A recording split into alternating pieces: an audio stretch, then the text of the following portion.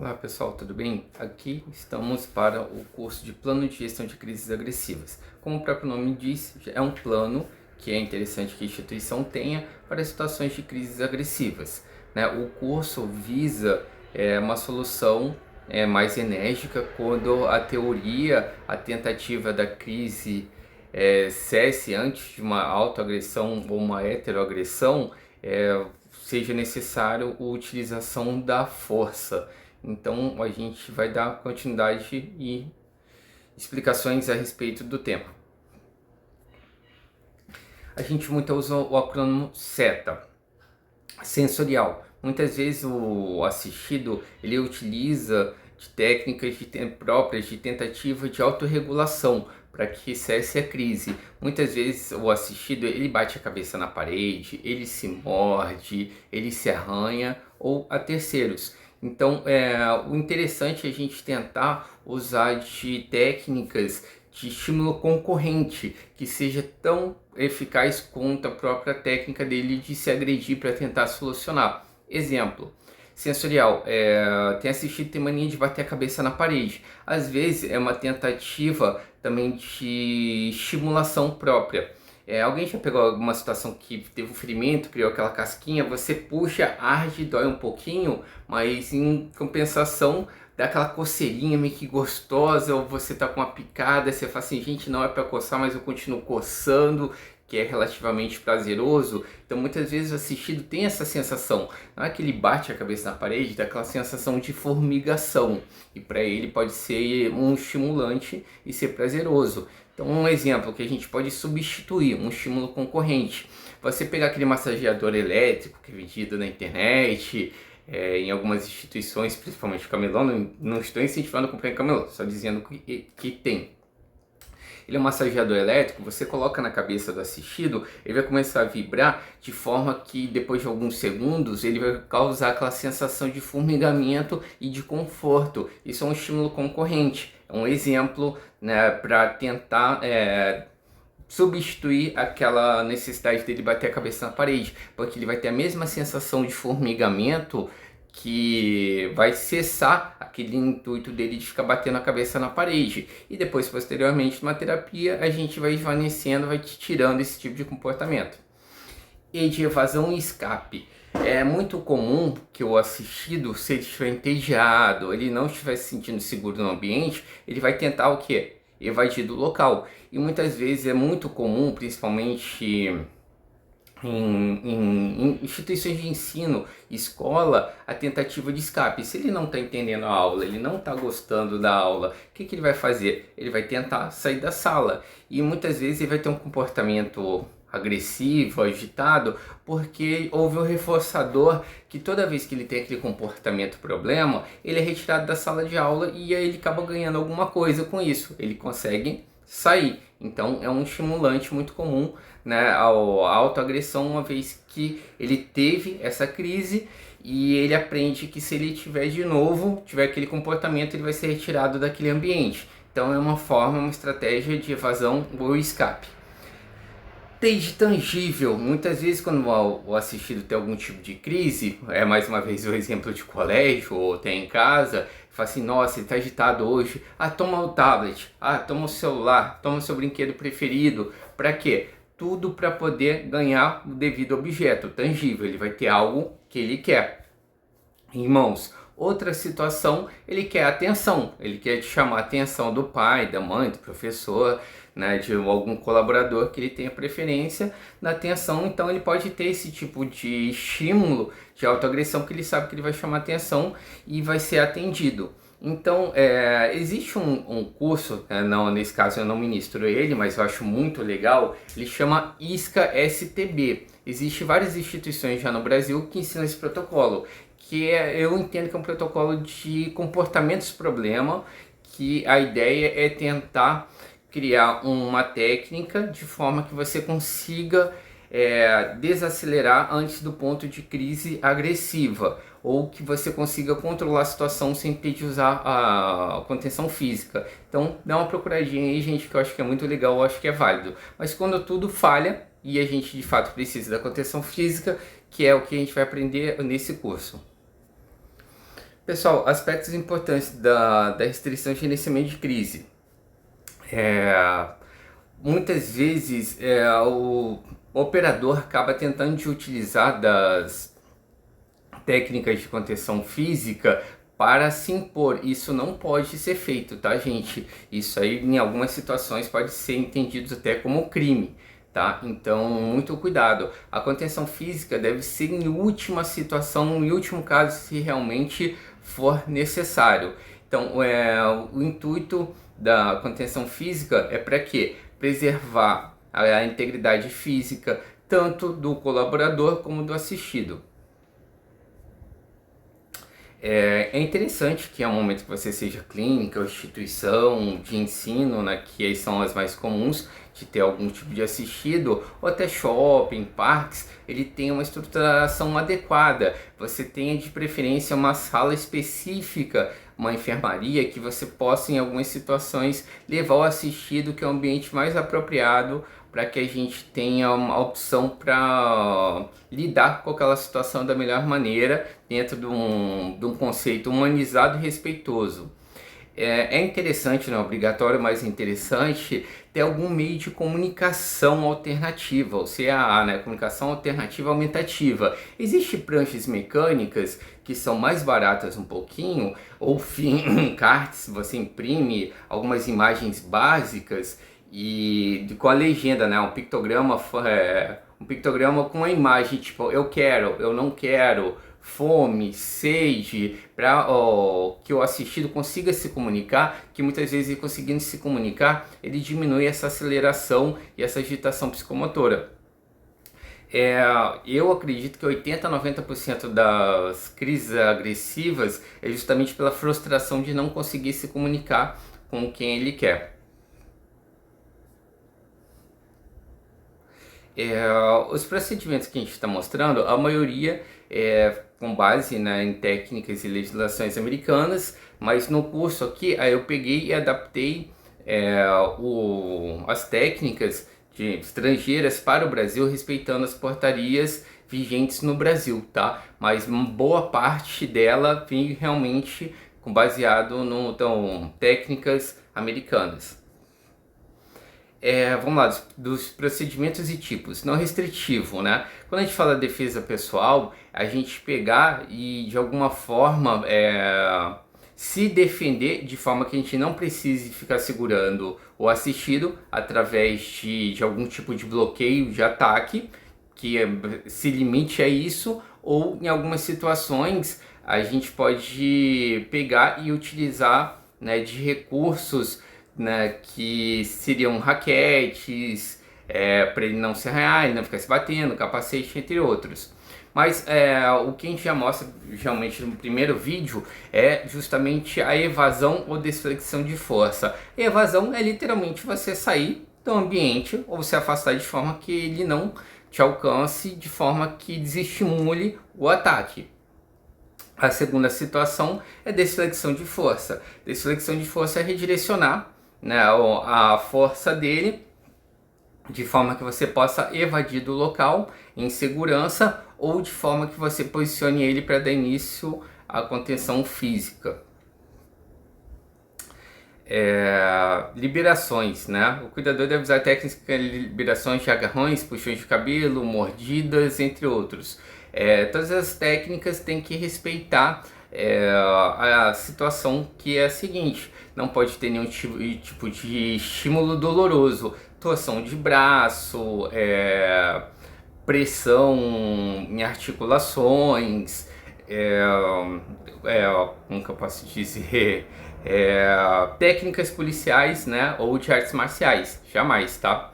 Então aqui a gente comenta equipamentos de proteção, né? Então o equipamento de proteção, ele tem um duplo sentido aqui, tá, gente? É o que eu falei, você pode colocar utensílios para proteger o assistido, capacete, luvas, alguns tipos de cinto estabilizador, para que ele não fique se agredindo. Raquetes, e existe também equipamentos de proteção, né, o famoso EPI, equipamento de proteção individual. Em algumas situações, o assistido ele joga urina, fezes, tem a questão da biossegurança, no momento que ele te morde, tem um contato com a saliva, sangue e pode gerar hepatite. Existem vários tipos de hepatite. Então, interessante muitas vezes você tá de manga longa, de forma que não tenha contato direto com a pele, numa tentativa de arranhão, uma tentativa de mordida, óculos de proteção, máscaras e entre outros equipamentos conforme o tipo de situação, o tipo de assistido que você está lidando. Isolamento, gente, existe a técnica de isolamento. O isolamento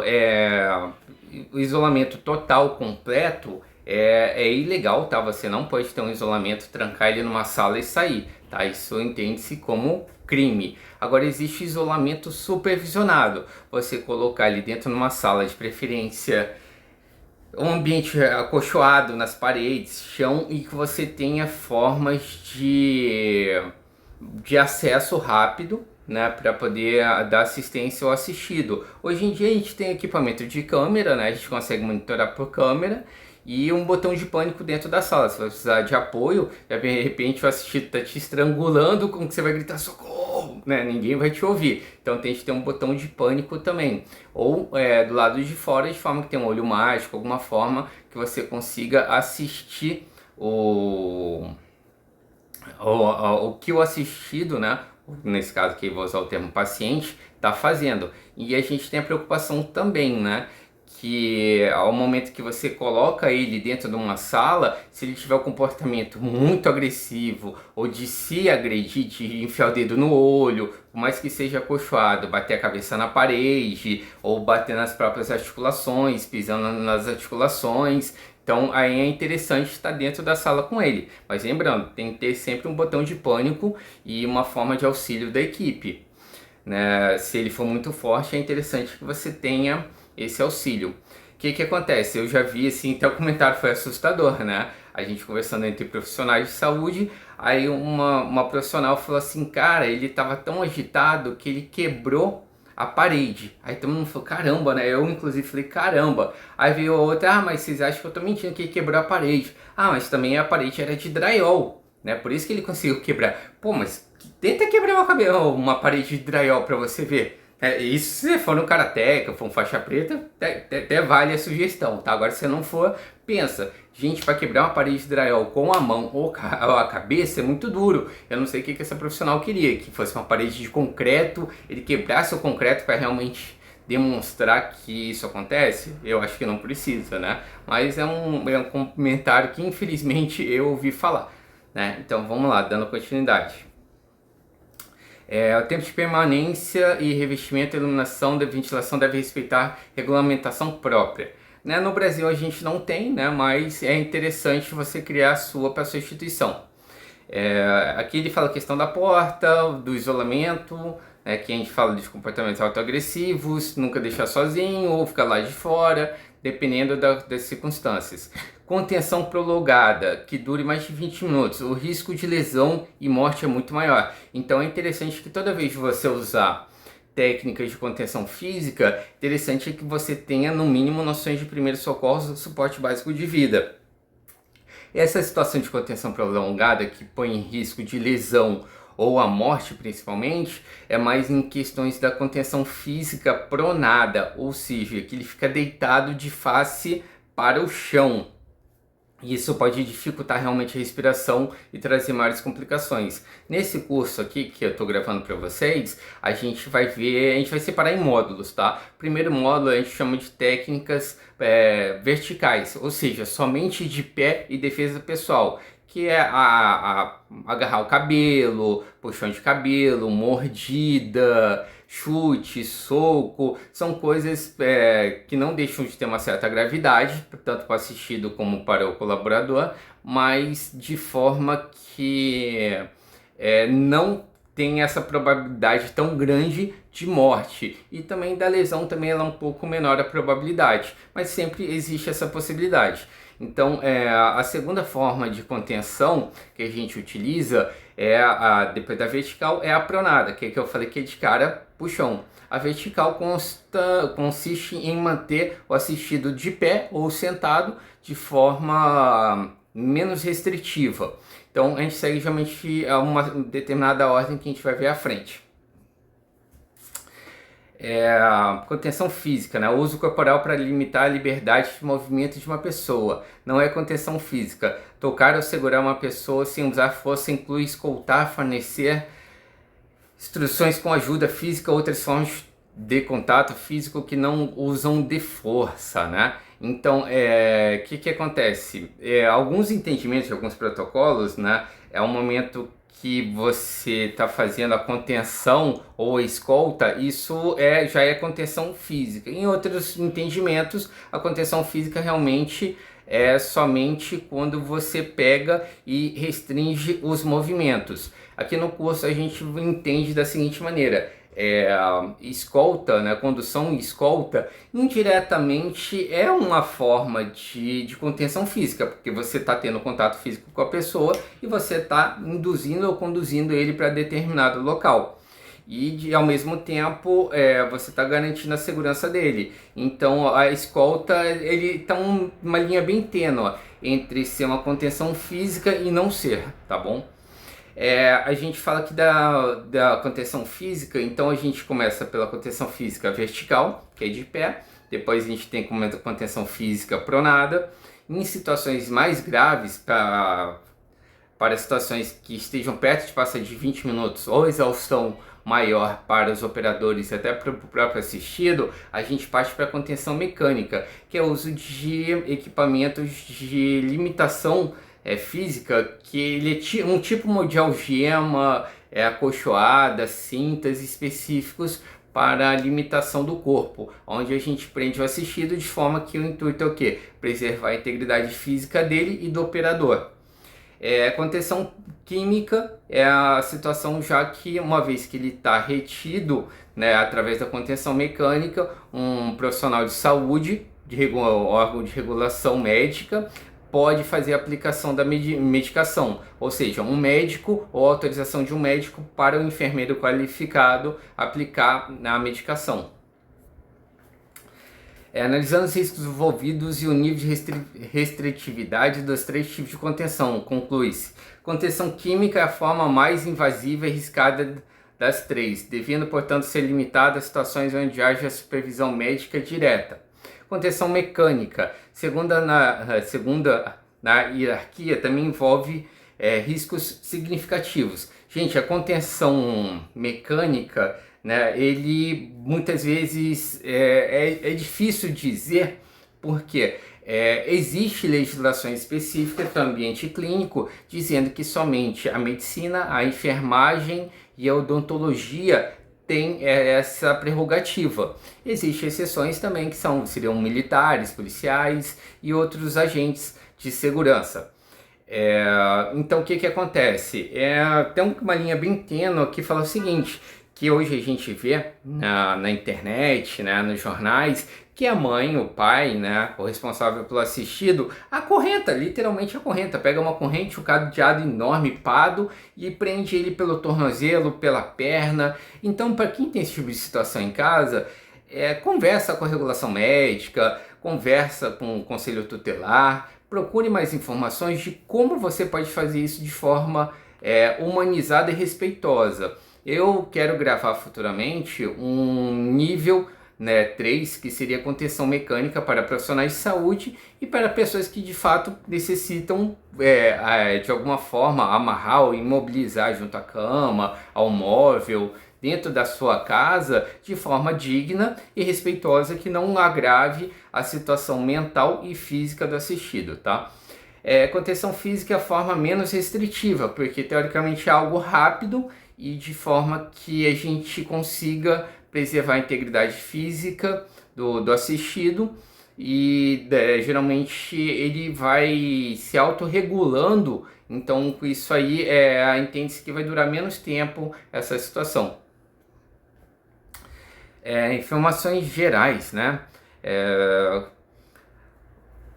Ok, vocês sabem ler, né? Dá uma raiva quando fica lendo, né? Então, mas vamos lá. Então, contenção física só deve ser usado em situações que realmente coloquem em risco a vida e a qualidade de vida. Quando eu falo assim, vida, você vê que ele tem um risco de queda ou que ele pode bater a cabeça com tanta força no chão, na parede, e ele pode correr risco de vir à morte, a morrer, né, de óbito, aí realmente você emprega contenção física. Em segundo momento, qualidade de vida. Existem situações que o assistido enfia o dedo no olho. Gente, você vai esperar ele ficar cego. Fala, não é tão grave, né? Você está enfiando o dedo no olho. Você vai esperar ele ficar cego? Não. Então a gente tem que usar sempre em situações que envolvam risco de vida e qualidade de vida. E para garantir a integridade física dele e sua também, é claro, né? Você vai te deixar cego, ele vai te machucar, ele vai te lesionar. É claro que você pode utilizar também, mas nunca para tentar impor, né, a sua autoridade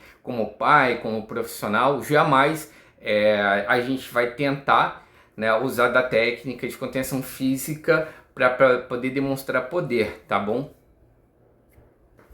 Hierarquia da contenção física, né? Existem vários tipos de contenção física com vários riscos envolvidos. Se na contenção no solo, que o assistido fica deitado, é mais restritiva, por oferecer maior dificuldade de garantir os pontos de segurança e porque demanda maior energia do assistido e do operador.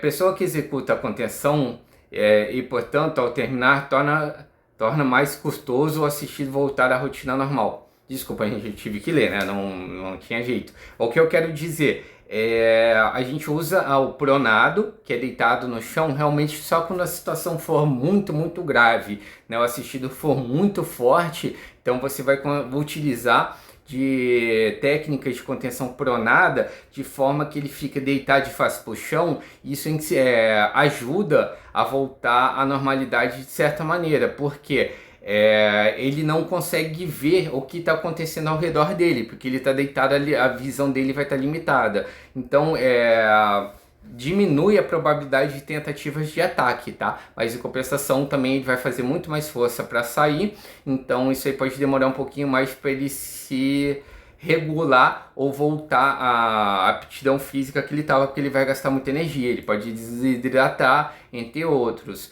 Então, muita atenção nisso. Mas, como eu falei, aqui a gente vai estar vendo somente a vertical. Mas existe uma técnica de pronado, né, ou deitado, de face para cima, mas ela está sendo descontinuada pela maioria das instituições, porque, que nem eu falei, ele está te vendo, ele tenta agredir as pessoas que estão ao redor dele. Então, ele acha mais pontos de contato. Cabelo, pulso, roupa, ele vai estar sempre com a mão tentando alcançar quem está ao lado dele. Agora, quando ele está de face para baixo, ele não tem a mesma mobilidade de ataque. Interrupção, né? O que acontece? A contenção física deve ser interrompida sempre que você vê que ele está com dificuldade de respiração. Não é incomum que na situação do assistido Down ele tenha a língua um pouco maior, uma protuberância maior, e ele tem algum tipo de dificuldade de respirar, tá? Não é só ele, outros também podem ter asma ou qualquer outra situação. Então qualquer sinal de desconforto maior, tosse, pele pálida, lábios azulados, convulsão, possibilidade de vômito ou algum tipo de sangramento, deve ser cessado imediatamente todos os procedimentos de contenção física e dar início aos primeiros socorros.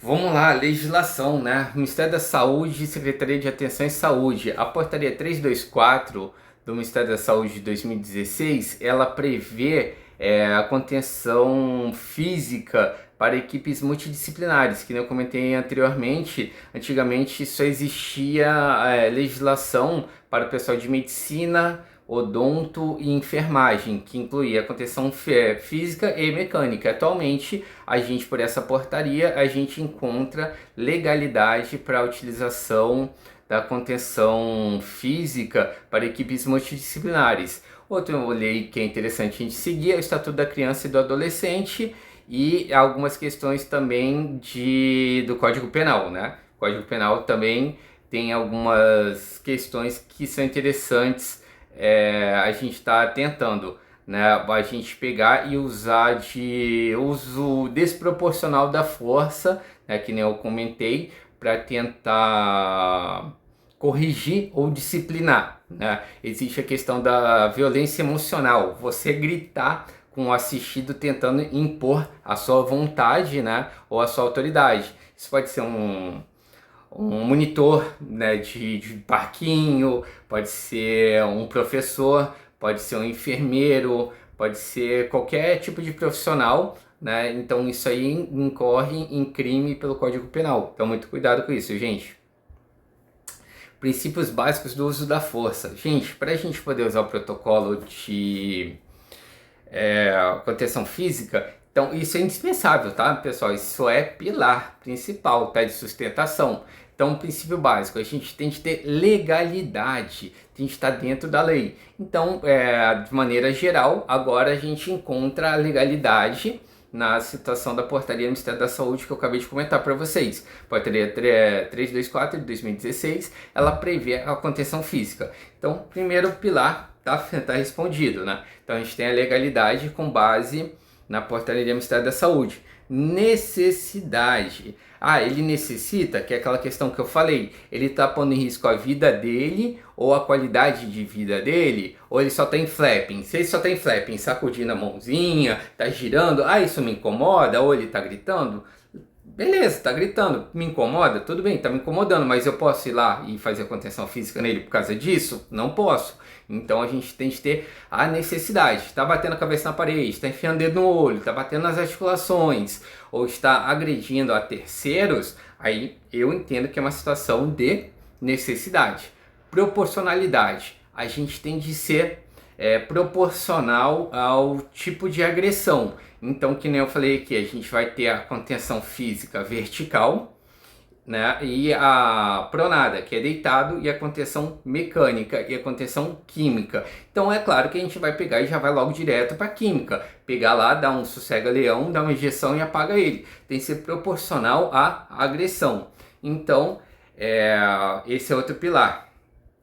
Conveniência. Tem que ser conveniente, não para mim, mas sim para o assistido, tá, gente? A maioria fala assim, em sala do silêncio. Deu crise, vamos para a sala do silêncio do parquinho, do colégio, sala de isolamento. É conveniente? Para quem? Para você? Porque é mais fácil? Você vai lá, tranca e joga para outro supervisionar? Ou você fica lá parado supervisionando?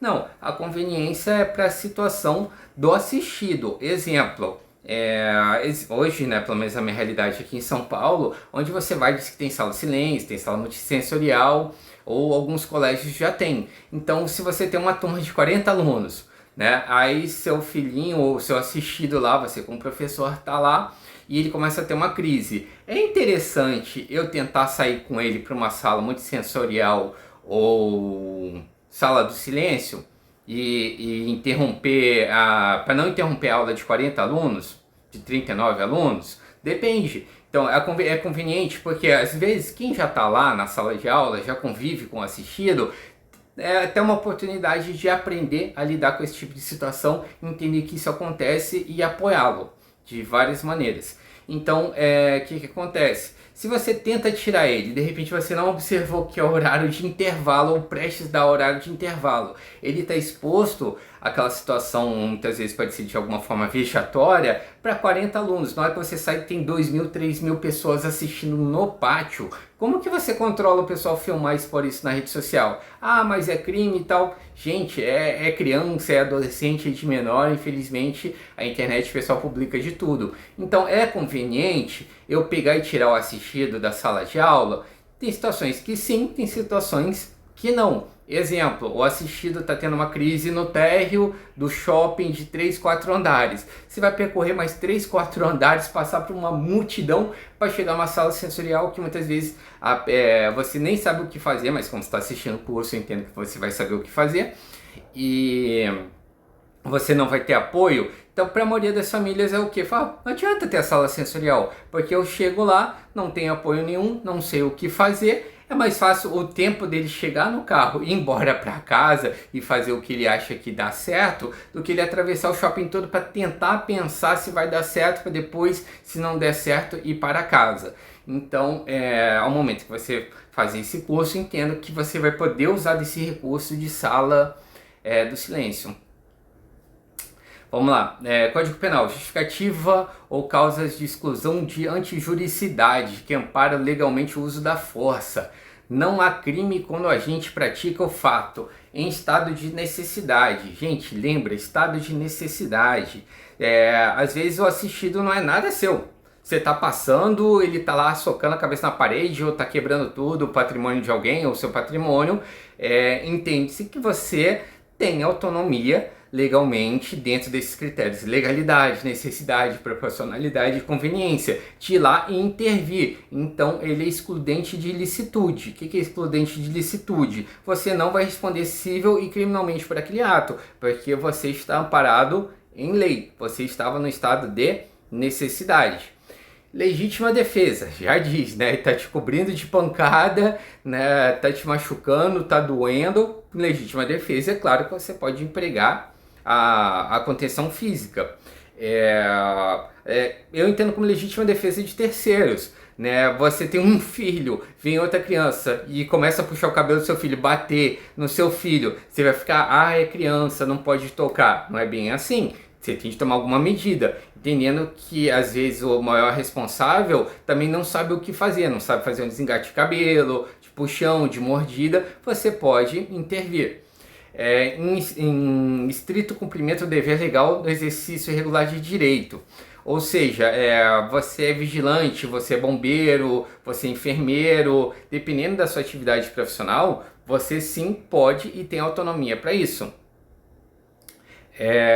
Então, assim, sendo necessário o uso de força nessas circunstâncias, haverá amparo legal, desde que não exceda além do suficiente. Ou seja, proporcionalidade, gente, que não falei. Você vai pegar, tentar se aproximar. Geralmente o passo a passo é o seguinte: a gente chega e faz da seguinte maneira: presença física, depois verbalização e, em última situação, nesse caso do curso aqui, o contato físico, que seria a contenção física vertical, tá? Um dos critérios aqui que pode dar um probleminha, quando a gente tem a presença física, um exemplo de pais, né, que a gente já deu um suporte, o filho assistido costuma agredir a mãe, porque a mãe é mais frágil, menor, mais fraco, e na hora que chega o pai que consegue competir fisicamente com força e ele sabe que não aguenta com o pai, então o que ele faz? Ele vê a presença do pai ou de alguém mais forte que ele pega, para de agredir a mãe e começa a se agredir, porque ele tem frustração, ele precisa se autorregular. Ele entende que precisa se autorregular agredindo alguém ou se agredindo. É o momento que chega o pai, a presença física do pai, ele fala assim: putz, meu pai chegou. Ele começa a bater nele mesmo. Pode acontecer isso. Então, primeiro, o ideal, presença física para tentar inibir, né? Alguns desistem porque sabem que não aguenta competir. Segundo momento, verbalização. Tentou conversar, aquela famosa técnica, olha nos olhos, a altura da pessoa, fala em tom de voz calmo e passivo. E se nada der certo, infelizmente a gente tem de ir para a última situação, que é nosso caso do curso aqui, a contenção física. Cadê? Tá, quando a gente chama aqui de fornecer alternativas, né, a gente pega e tenta fazer o estímulo concorrente que eu falei no início do curso, né? A gente fala do SETA, a gente procura oferecer alguma coisa que ele prefira trocar aquele comportamento por outro. Ou seja, exemplo, ele está frustrado porque ele não consegue se comunicar. Vou lá e dou uma prancheta de comunicação alternativa. Só pelo simples fato de dar alternativa para ele se comunicar, para tentar atender a necessidade dele, já é uma situação. Outra situação na contenção física, que a gente chama de desvanecimento. Ao momento que a gente começa a fazer o mais restritivo, que vocês vão aprender no vertical, o encadeado, que a gente segura o assistido de forma que limita os movimentos do braço. Ao momento que ele vai se acalmando, a gente pega e vai fazendo desvanecimento, a gente vai dando liberdade aos movimentos do assistido. Então o que acontece? A gente pega e vai liberando, então isso aí a gente chama de desvanecimento, e a gente ao mesmo tempo dá alternativa para ele se acalmar. Então a gente está vendo que ele está se acalmando, a gente vai tirando a restrição, ele vai tendo alternativa de se acalmar, é o momento que ele vê que ele está ganhando liberdade, a tendência é ele se acalmar. Ao momento que ele volte a se agitar, a gente aumenta a restrição novamente. Então isso aí é meio que uma modulação, né, ou sugestão para ele. Ele vai percebendo automaticamente, intuitivamente, que ao momento que ele se agita, aumenta a restrição. Ao momento que ele decide se acalmar e consegue se acalmar, ele vai ganhando liberdade dos movimentos. Então isso é um tipo de esvanecimento e de alternativa para que ele possa voltar ao estado de funcional, fazer atividades e não pôr em risco a si mesmo ou a terceiros. Gente, aqui é um exemplo resumido, tá? Curva de crise e desregulação. Rotina do dia a dia, ele tá numa boa. Exemplo, tem alguns que a gente tem que observar, né? Ele começa a bater o pezinho, começa a sacudir a mão, começa a gritar. São sinais precoces de estresse, né? Depois disso, você vê que a crise está em seu ápice, que geralmente é comportamento agressivo, bater, jogar as coisas, morder, e aqui é a desaceleração após procedimento, que é a curva da pessoa em crise, ele volta ao estado de funcional, ele volta a estar apto a fazer o que foi proposto a ele ou o que ele gosta de fazer. Vamos lá, mudanças de comportamento e fisiologia ocorrem de modo previsíveis durante o ciclo da crise.